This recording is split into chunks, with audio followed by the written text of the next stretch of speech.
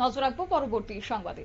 গোপালকদের আর্থিক সমৃদ্ধি অর্থাৎ তাদের আয়কে দ্বিগুণ করার লক্ষ্যমাত্রাকে সামনে রেখে বামুটিয়াতে উদ্বোধন হয়েছে গোমতী ডায়েরির দ্বিতীয় ইউনিট। অবশ্য এই দ্বিতীয় ইউনিট হচ্ছে 40,000 লিটার ক্ষমতার সম্পন্ন গোমতী ডায়েরির এই ইউনিটটি উদ্বোধন হয়েছে, যেখানে বামুটিয়ার 3.57 একর জায়গা জুড়ে প্রায় 22.01 কোটি টাকা ব্যয়ে নির্মিত হয়েছে গোমতী ডায়েরির দ্বিতীয় ইউনিট। আজ তার শুভ উদ্বোধন হয়েছে, যেখানে উপস্থিত ছিলেন রাজ্যের মুখ্যমন্ত্রী ডক্টর মানিক সাহা। একই সঙ্গে উপস্থিত ছিলেন কেন্দ্রীয় মৎস্য পালন, পশুপালন, ডেয়ারি ও পঞ্চায়েতি রাজ দপ্তরের মন্ত্রী রাজীব সিং অর্থাৎ লল্লন সিং সহ দপ্তরের অন্যান্য নেতৃত্বরা। এছাড়াও উপস্থিত ছিলেন এক ঝাঁক বিশিষ্ট অতিথিরা। গোটা বিষয়কে কেন্দ্র করে আজ রাজ্যের মুখ্যমন্ত্রী কি জানিয়েছেন শুনুন। প্রডিউস হবে এবং যেখানে যার প্রয়োজন শারীরিক অবস্থার উপর নির্ভর করে যে দুধ খেলে যেরকম তাদের দরকার বিভিন্ন ধরনের দুধ এখানে তৈরি হবে। শুধু তাই নয়, এখানে প্যাকেটের মাধ্যমে পনির, দই, pasteurise lassi, flavoured milk, ice cream ইত্যাদি বিষয়ে আলোচনা হয়েছে, সেগুলো এখানে তৈরি হবে।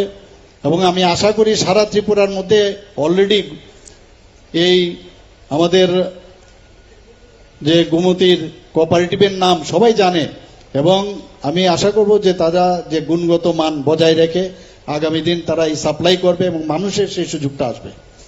এরকম একটা সেক্টর, যে সেক্টরে মাননীয় প্রধানমন্ত্রীজি বারবার বলছেন যে আমরা প্রতিটা সেক্টরে, এখানে আমাদের বিশেষ করে যে গ্রাম স্তরে গ্রাম অঞ্চলে আমাদের আর্থসামাজিক উন্নয়ন আমাদের খুব দরকার, এবং এই সেক্টরগুলো এআরডিডি এবং আমাদের কোঅপারেটিভের মাধ্যমে যদি আমরা আরো ভালোভাবে এর দিকে নজর দেই, তাহলে ত্রিপুরা রাজ্যের অলরেডি আপনারা সবাই জানেন যে নর্থ ইস্টের মধ্যে পার capital income Tripura second highest.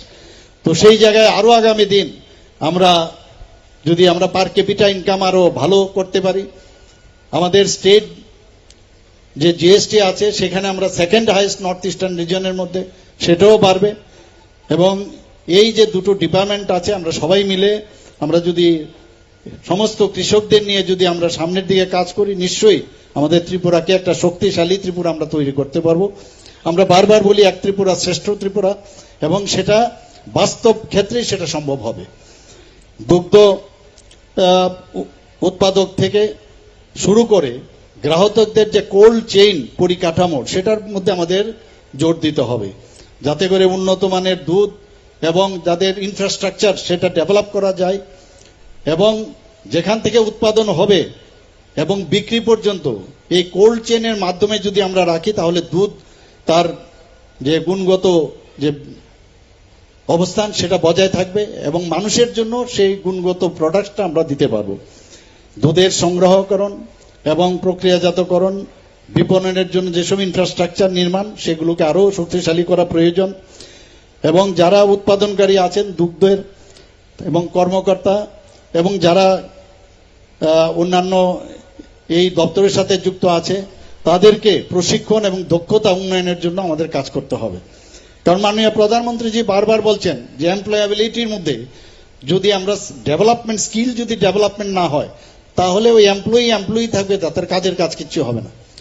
আমরা দেখছি এখন যতগুলো আমরা চাকরি আমরা দিচ্ছি বর্তমানে, কিছুদিন গত পরশু দিনও যারা সিভিল সার্ভিসে, ত্রিপুরা সিভিল সার্ভিসে আমরা চাকরি ওখানে দিয়েছি, সেখানে দেখেছি এখন গুণগত মানের যেসব ক্যান্ডিডেট আসছে, শুধু তাই নয়, আসলেই হবে না, তাদেরকে যাতে প্রপার তাদেরকে ট্রেনিং দেওয়া যায়, তাদের দক্ষতা যাতে আরো বাড়ানো যায়, দিস ইজ ভেরি ইম্পর্টেন্ট।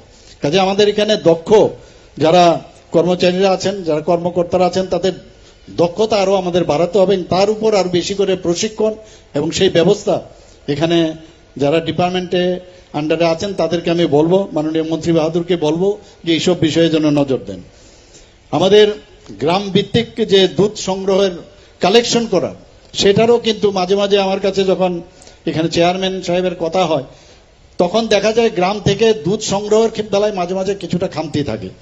কিন্তু এই ব্যবস্থাপনার মাধ্যমে আরো বেশি কোথায় কোন গ্রামে দুধ বেশি সংগ্রহ হয়, এগুলো আপনাদের কাছে আছে, তাদেরকে উৎসাহিত করতে হবে, তাদের যাতে আর্থিক যে ব্যবস্থা সেটা আরো বেশি, যখন বিক্রি যদি বেশি বাড়ে এবং বিভিন্ন গুণমানের যদি দুধ কালেকশন হয়, এবং তার যদি বিক্রির ব্যবস্থা হয় তাহলে নিশ্চয়ই আপনারাও তাদের আর্থিকভাবেও শক্তিশালী করতে পারবেন। এবং সেগুলো আনলেই চলবে না, তাদেরকে বলতে হবে যে কিভাবে সেটাকে কোল্ড চেনের মাধ্যমে তাকে প্রপারলি রাখা, এবং সেটা যেন কথায় কথায় না হয়, কাজের মাধ্যমে আমরা চাই যে সেটা যাতে হয়। এখানে আজকাল মাননীয় প্রধানমন্ত্রীজি খুব জোর দিয়েছেন যে এখন যেহেতু তথ্য এবং প্রযুক্তির যুগ, সেটার উপরে তথ্য এবং প্রযুক্তির উপরে আমাদের আরো বেশি যাতে আমরা এমফেসাইজ করতে পারি সেই বিষয়টা আমাদের দেখতে হবে। আমরা সবাই জানি যে ত্রিপুরাতে যে আমাদের, আমি যে স্টেট জিএসটি বলেছি সেটা কিন্তু আমাদের মানে संगठित क्षेत्र में है। दूधिया दूध लेके कंधे पर जाता है, उसमें कहीं यूरिया मिलाता है, कहीं कुछ मिलाता है, वो मिलावट वाला दूध मिठाई के दुकान में सप्लाई करता है।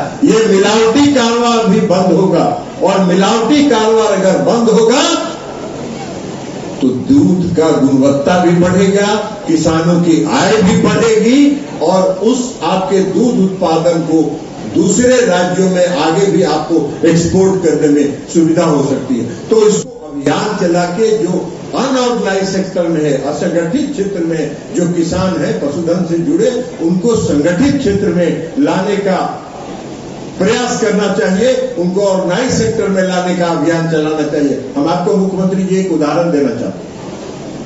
प्रधानमंत्री नरेंद्र मोदी जी के इनिशिएटिव पर बनारस में पराग का एक दूध संग्रह केंद्र था, और वो बहुत पुराना था। 11,000 लीटर दूध वहां आता था प्रतिदिन। 2022 में प्रधानमंत्री नरेंद्र मोदी जी के पहल से नेशनल डेयरी डेवलपमेंट बोर्ड ने उस यूनिट को ले लिया, टेक ओवर कर लिया, और आज मैं कुछ दिन पहले वहां गया था बनारस।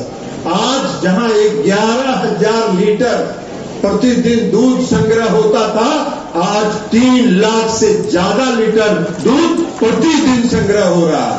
वहां जब किसानों को एनडीडीबी ने जब टेक ओवर नहीं किया था, उस समय जो किसानों को मिलता था 30 रुपए प्रति लीटर, 30 रुपए था ना, 30 रुपए प्रति लीटर दूध का दाम, आज एनडीडीबी किसानों को 44 रुपए प्रति लीटर दूध का दाम दे रही है।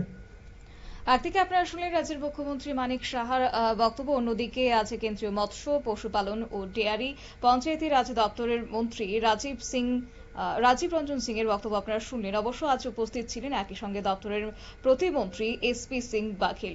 এছাড়াও আজ রাজ্যের মুখ্যমন্ত্রী তুলে ধরেছেন যে নরেন্দ্র মোদীজির মার্গদর্শনে বামুটিয়াতে এই গোমতী ডেয়ারি দ্বিতীয় ইউনিট উদ্বোধন হওয়া মানে উত্তর পূর্বের মধ্যে সর্ববৃহৎ একটি ডেয়ারির উদ্বোধন হয়েছে, এবং আগামী দিনে বিশেষ করে গোপালকদের এক্ষেত্রে আর্থিক অনেকটাই উন্নতি হবে বলেও কিন্তু আজ জানিয়েছেন রাজ্যের মুখ্যমন্ত্রী। নিয়ে নিচ্ছে ছোট একটি বিজ্ঞাপন বিরতির সঙ্গে থাকুন।